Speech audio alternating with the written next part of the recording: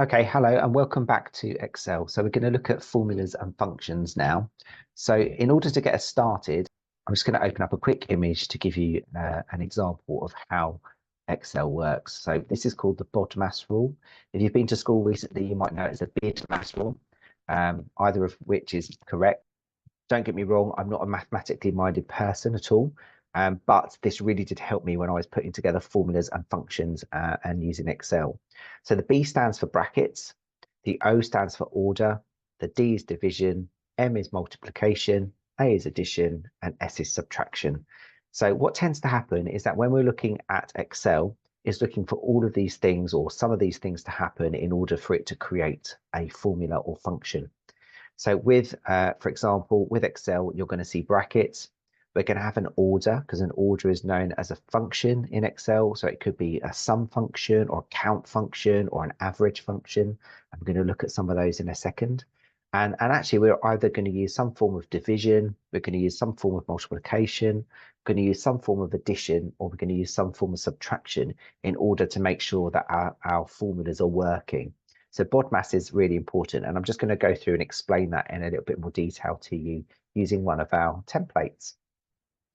So we've got a delegate template set up for you. So if we go to delegate activity 1, the fundamental basics, and as you can see, there's a nice spreadsheet here, which is just made up of a couple of different worksheets at the bottom. And I'm just gonna work my way through a couple of these with you and then give you the opportunity to go away and have a go at some of those as well. So in this instance, we're looking at formulas, and there are a few ways that we can deliver formulas to Excel. So I'm going to teach you a way where you can write the formula, but I'm also going to teach you a way on how you can access the formula using our Home tab or using our Formulas tab at the top. Okay, so what we've got here is we've got a nice dinner party. Obviously, everybody likes a dinner party, and we've got some prawns and we've got some wine, and everybody is quite happy about that. So what we're going to do is we just want to work out how much it's going to cost us, first of all. If we're going to buy all this food, like we want to know how much it's going to cost us all. So there's a couple of ways you can do that. So I'm going to show you the long way first. So initially what we need to do, we need to tell Excel exactly what we're going to do with this particular cell. So I'm going to put an equals in, and then that now means that Excel was ready and understanding that we're going to put some kind of formula into that. Now, what we're now going to do is we need to give it an order. We need to tell it what we're going to do. So this is where the order of BODMAS comes into play. So we're now going to ask it to add stuff up for us. So when we're adding stuff up, what we're going to use in Excel is the sum word. So we're going to type in sum. And as you can see, it gives you lots of different variations of sum as well. But in this instance, we're just going to use sum. And that's all we're going to do. We're going to do some adding and subtracting. Okay, we're going to open a bracket because remember brackets orders as well. And what we're going to do, I mean, the quickest way to do it really is either typing in the referenced points. So we've got, in this instance, we've got C4 to C13, or you can just click on the top one and just use your left mouse and just drag it all the way down, and that will highlight those particular areas for us. So we're looking at adding up C14 to C13. Now the little colon options that we've got in the middle here, I'll just highlight those for you there. Now what that basically means is that we're looking to add up a range of cells. Now if we were to put a plus in there, that would tell Excel that we're looking just to add up C4 and C13 together. Whereas in this instance, because we've got a colon there, it's saying to Excel that we're going to add up a range of cells between C4 and C13 with those two inclusive as well. So that's a nice tip as well. So it'll always automatically put that in as an addition for you. So if I close my bracket and hit enter, it should give us a nice total of £46.53. So that's kind of the longer way of doing it. And if you remember earlier, I mentioned to you about having a look at the formulas tab and actually looking at the show formulas option. We can actually see that that formula is in there, and that's now solidified, and it's adding up all of those different things, which is great.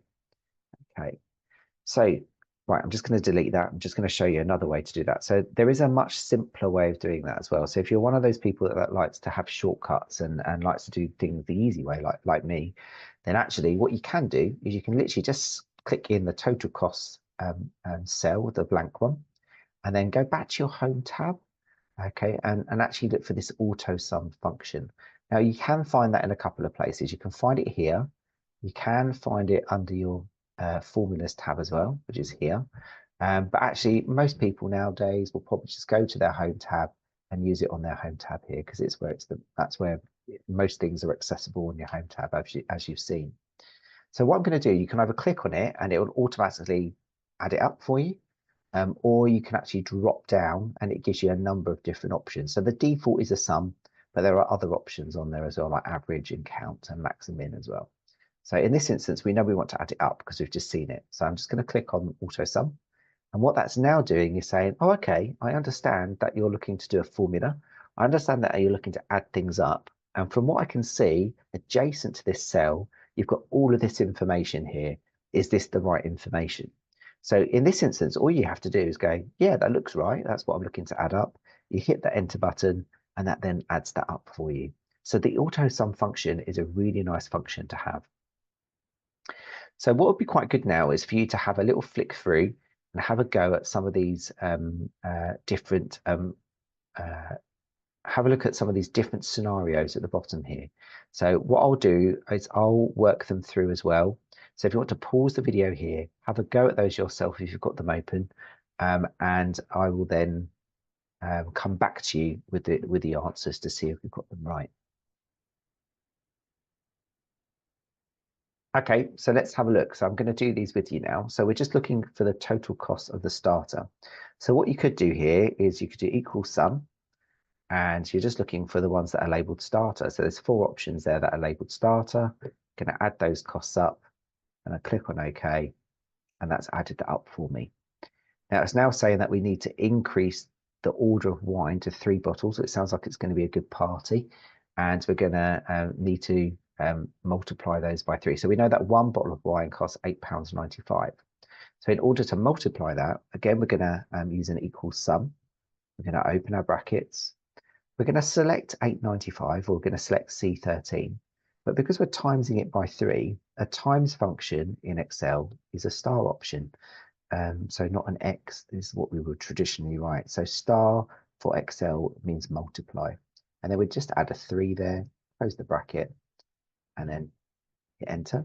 And that's now our formula there. Obviously, we're now looking to see how much it's going to cost us per head, but not including the extra wine. Okay, so we've got some division coming up now. So again, we're still going to use equal sum.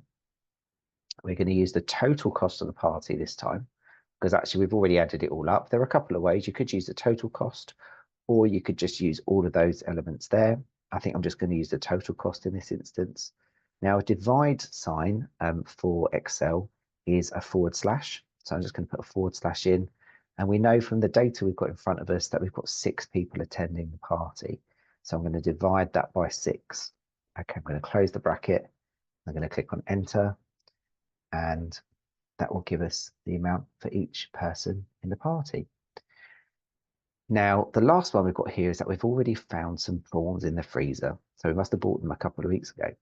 And what we need to do now is subtract the cost from the main. So actually we've got our main cost there. So again, we're going to use our equal sum. I'm going to open the bracket. We know what our total cost is, but we just want to minus the prawns from it. So we're going to now use a minus figure. And actually, I'm going to select the king prawn cost at the top there, which is C4. I'm going to close my bracket and hit enter. And that means that our total cost really is going to be £26.53. So you can see that by using the sum function, we've actually been able to add, we've been able to multiply, we've been able to divide, and we've been able to subtract. And if I just pop into the column next to here, so addition can be either a colon, which is a range of numbers, or we can use a plus sign to add two figures together, or 2 cell references together. We would use a star, which is for multiplying multiplying a figure or timesing a figure. We would use a / to divide as well, just a / like that. And obviously subtraction would be the normal kind of minus figure, so the dash. Okay, so there are kind of the main elements that we would have to help us use the sum function in Excel. Okay, so now moving on then and having a look at our next tab at the bottom, so our next worksheet, we're going to look at averages. Now, averages are very straightforward. Excel works out an average as a median average.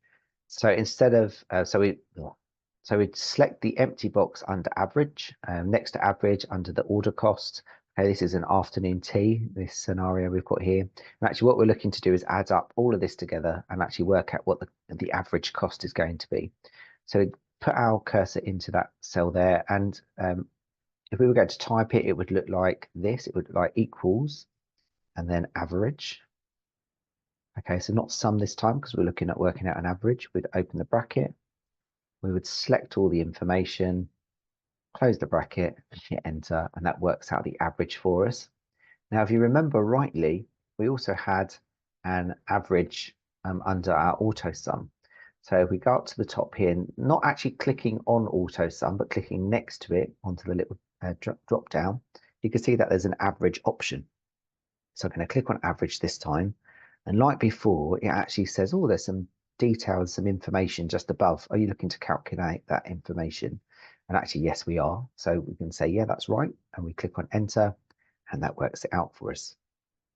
So you can see again, very straightforward, very user friendly. Again, the same with account as well. So account will type the amounts of information, the amount of data that's been inputted into the cells. So we're going to use the same afternoon tea option there. I'm going to click on the empty cell. We can also use our count auto sums, which is just at the top here. Go to count numbers, and that preordains that information for us.